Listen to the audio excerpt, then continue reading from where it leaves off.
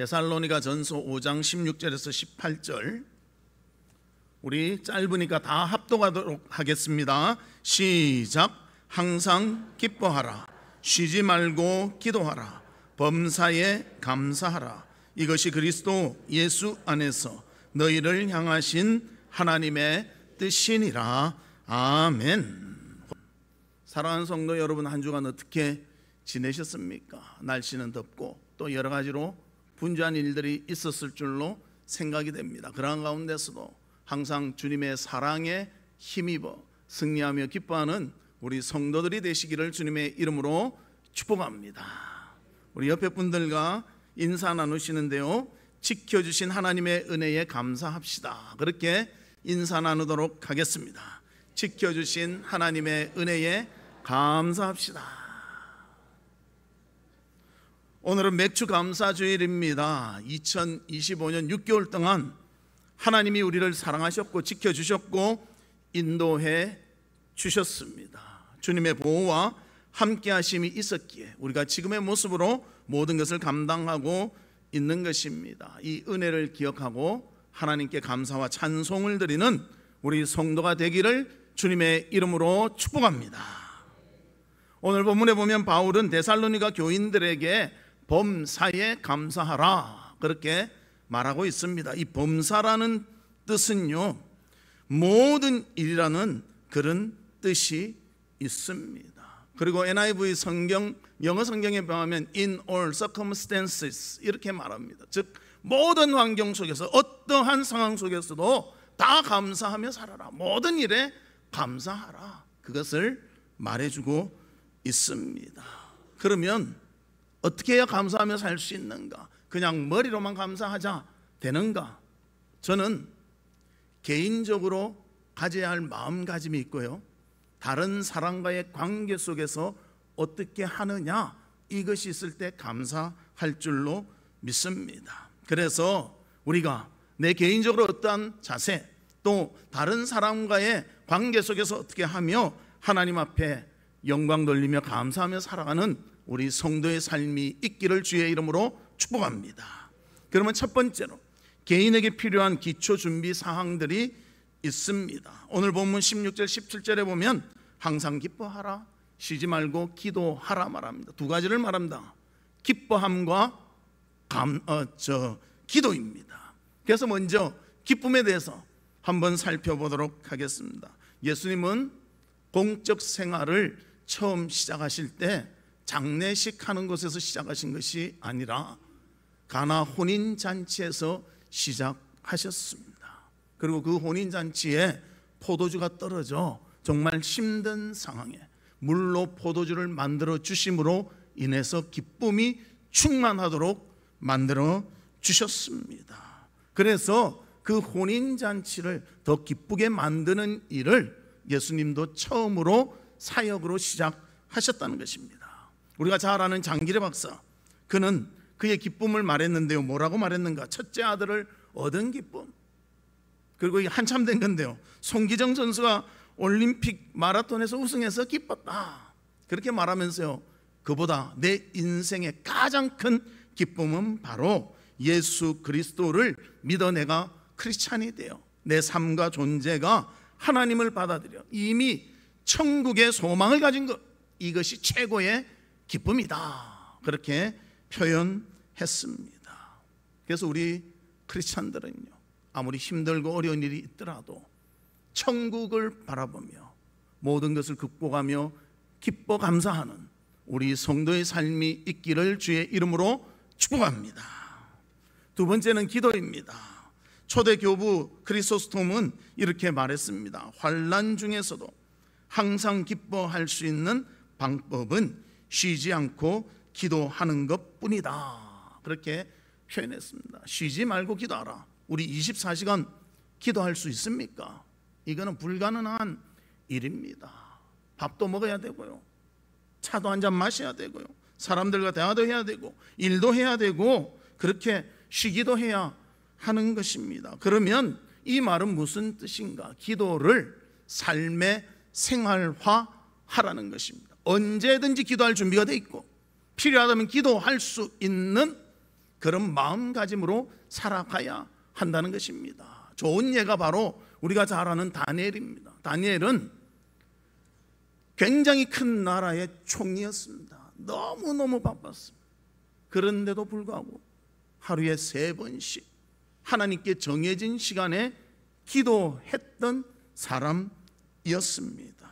그래서 다니엘 6장 10절에 이렇게 말합니다. 다니엘이 자기 집에 돌아가서는 윗방에 올라가 예루살렘으로 향한 창문을 열고 전에 하던 대로 하루 3번씩 무릎을 꿇고 기도하며 그의 하나님께 감사하였더라. 기도했다는 것입니다. 정기적으로 기도했다는 것입니다. 언제나 기도했다는 것입니다. 항상 마음은 하나님께로 있었다는 것을 우리에게 보여주고 있습니다. 기쁨과 기도가 준비된 사람은 감사하며 살게 되는 것입니다. 구원의 기쁨, 하나님의 베푸신 그 교제 속에서 기도로 통하여 만나는 것, 이것을 허락하신 하나님께 우리는 감사하며 살게 되는 것입니다. 어떤 두 마을이 있었다고 합니다. 한 마을은 감사촌이고요, 한 마을은 불평촌이었습니다. 그런데 감사촌은 항상 즐겁고 감사하고 기쁨이 넘치고 서로 도우며 즐겁게 살았습니다. 그런데 불평촌 사람들은 뭐든지 원망하고 뭐든지 불평하고 서로 다투며 기쁨이 없이 살았습니다. 그래서 하루는 불평촌의 대표들이 감사촌을 한번 방문해서 어떻게 사는 것인가 하고 보러 갔습니다. 그리고 마을을 쫙 둘러봤습니다. 그리고 행복의 비결을 발견했습니다. 특별한 게 없다는 거예요. 뭘 주고받고 먹고 이런 것이 아니라 그저 만나면 감사하네요. 야, 기쁩니다. 그렇게 표현한다는 거예요.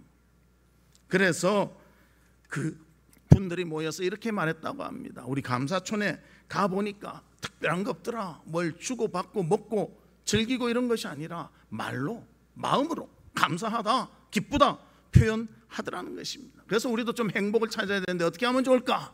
우리 모두 감사촌으로 이사가자. 그렇게 결론을 맺었다고 합니다. 그 공동체의 분위기가 중요하다는 것이죠. 우리 교회도 서로 기뻐하고 감사하며 기도하며 살아갈 수 있는 우리 교회 되시기를 주의 이름으로 축복합니다. 두 번째로는 인간관계에서 필요한 기초 준비 사항들이 있습니다. 본문 13절에서 15절에 보면 이렇게 표현합니다. 너희끼리 화목하라. 모든 사람에게 오래 참으라.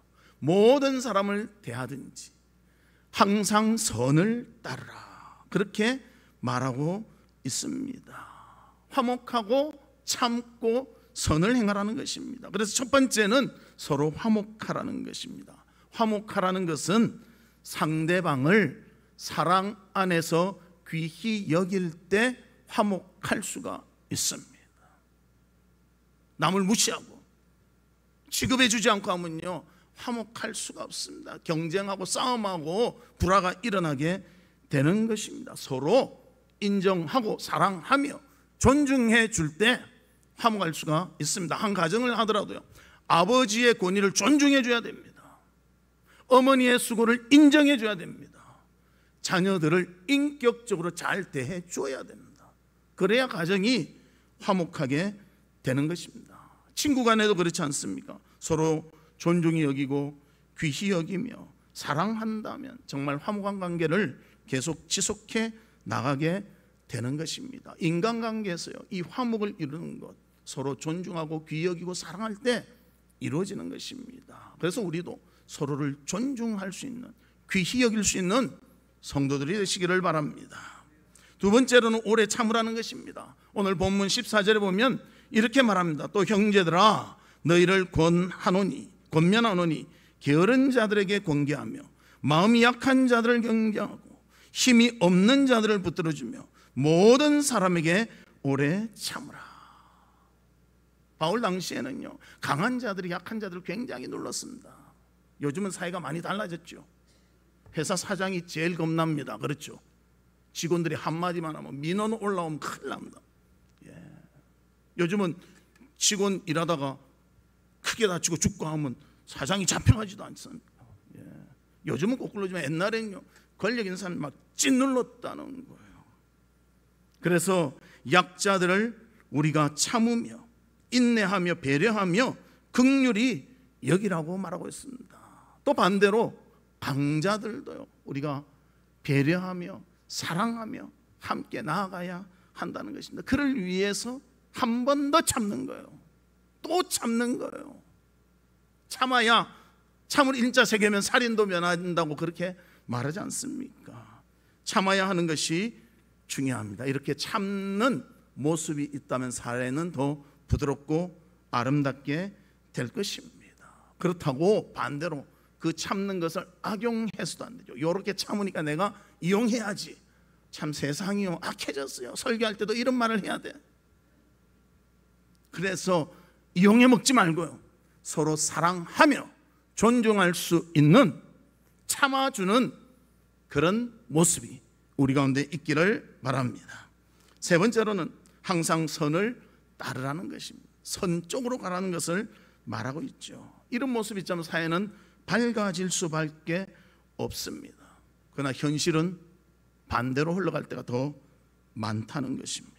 남에게 피해를 받으면 어떻게 합니까? 아, 저 사람이 뭔가 잘못 이해했구나, 내가 오해를 풀어야지, 이렇게 생각하기보다는 그래, 나를 이렇게 해서 더 큰 것을 준비했다가 기회가 되면 빵 터뜨려서 그 사람을 망하게 하든지 힘들게 하든지, 그것이 우리의 모습 아닙니까?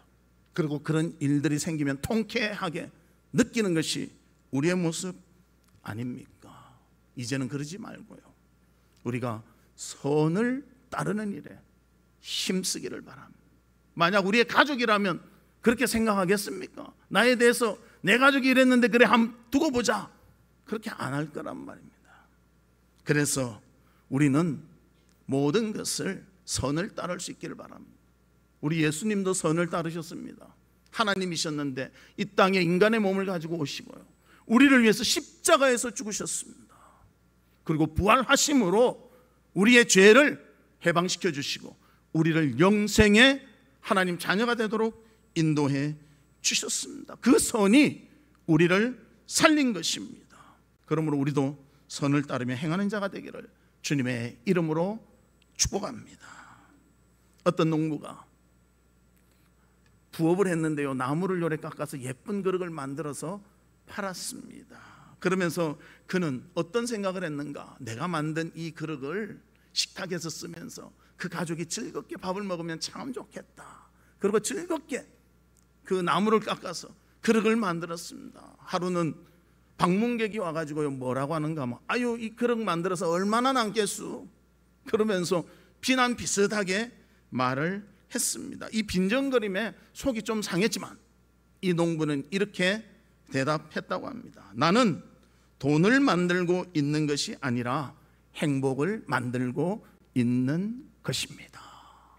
그렇게 말했습니다.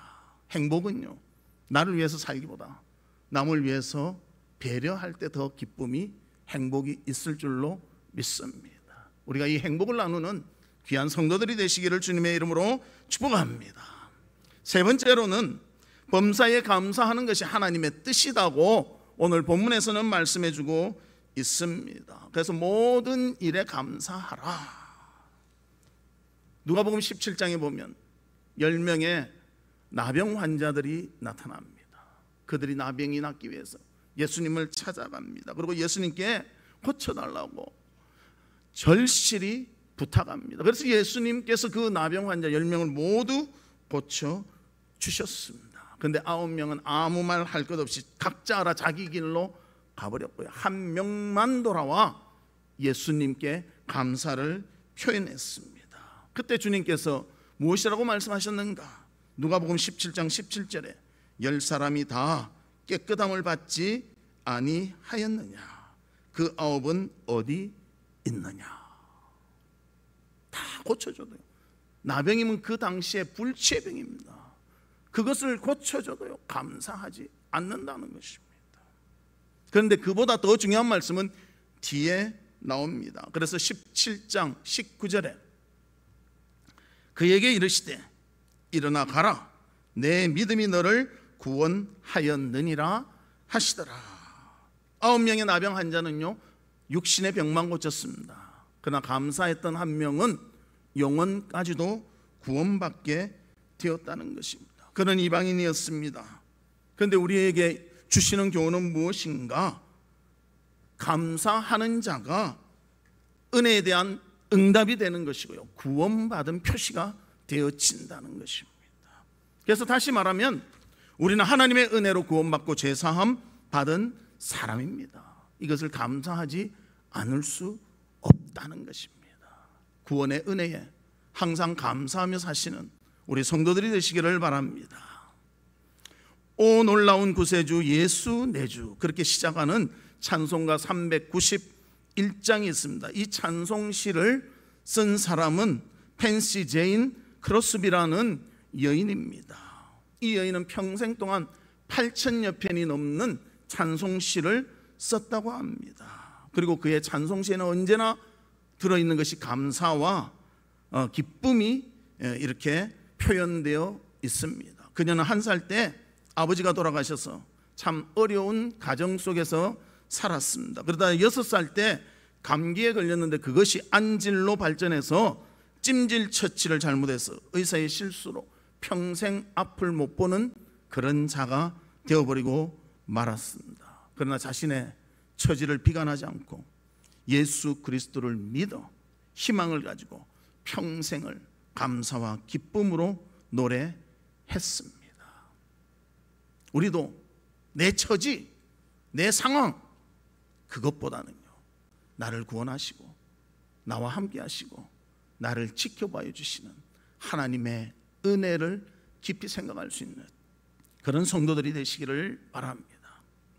마태복음 26장에 보면 예수님 머리에 향유를 붓는 여인의 모습이 나옵니다. 이 여인은 오빠 나사로가 죽었다가 예수님의 은혜로 살아난 그 나사로의 동생 마리아였습니다. 그 예수님의 은혜가 너무나 감사하니까 향유를 준비하고 있다가 예수님이 오셨을 때 그것을 예수님께 부어드렸던 헌신한 여인이었습니다. 그래서 마태복음 26장 6절과 7절에 이렇게 말합니다. 예수께서 베다니 나병 환자 시몬의 집에 계실 때에 한 여자가 매우 귀한 향유 한 옥합을 가지고 나와서 식사하시는 예수의 머리에 부으니, 그렇게 말하고 있습니다.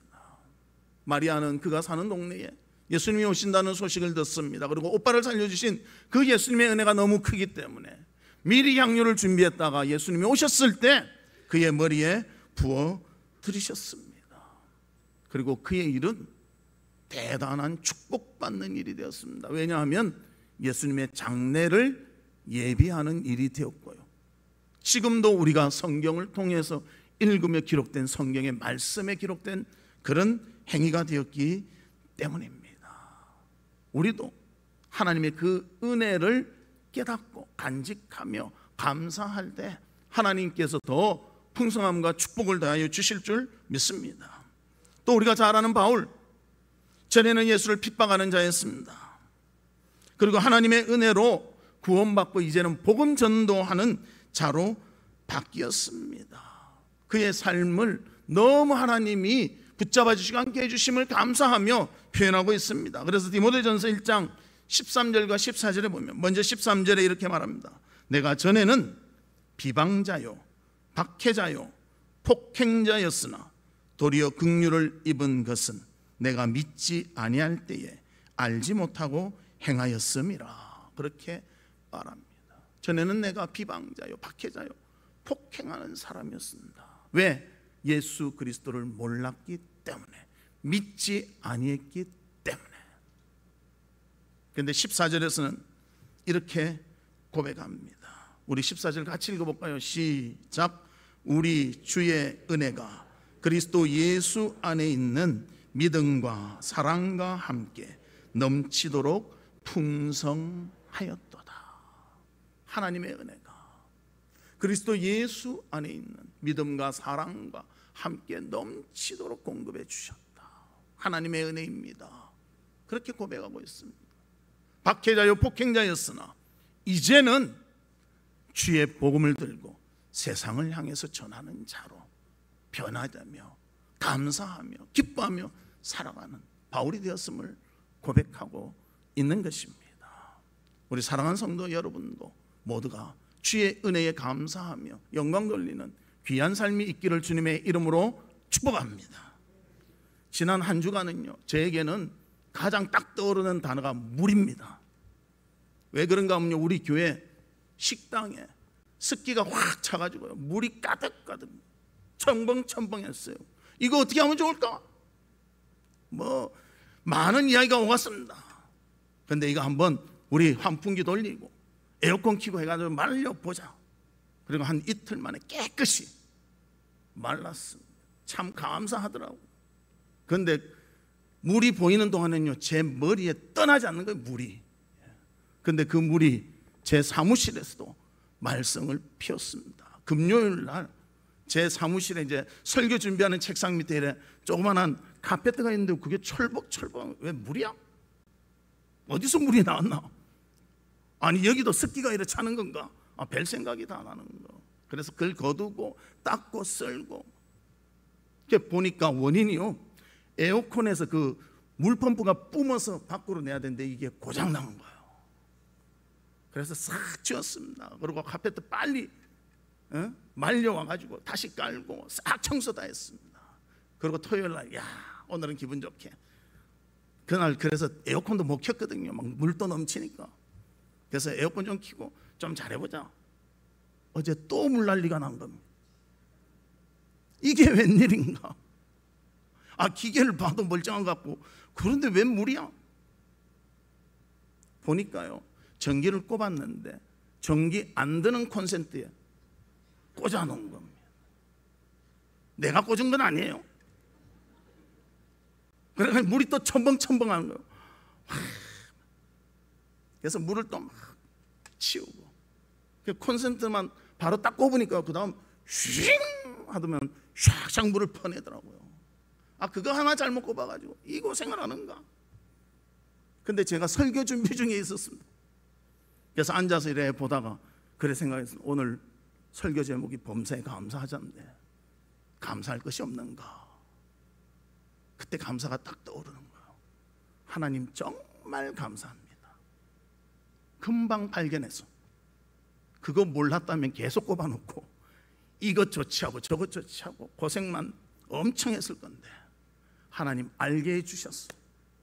그래도 이 정도로 끝나게 해주셔서 감사합니다. 그러면서 이 설교 마무리를 제가 준비한 거예요.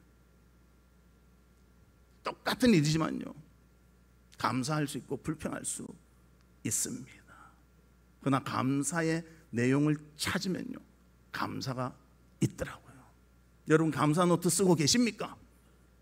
지금 2년째 3년째인가 우리가 쓰고 있는데요, 감사 노트 쓰다 보면요, 그날 작은 일이지만 하나님께 감사할 것이 꼭 있더라고요. 우리의 모든 것을 지키시며 함께 하시며 보호해 주시며 인도해 주시는 그 하나님께 감사하며 사는, 범사에 감사하며 사는 우리 성도들 되시기를 주님의 이름으로 축복합니다.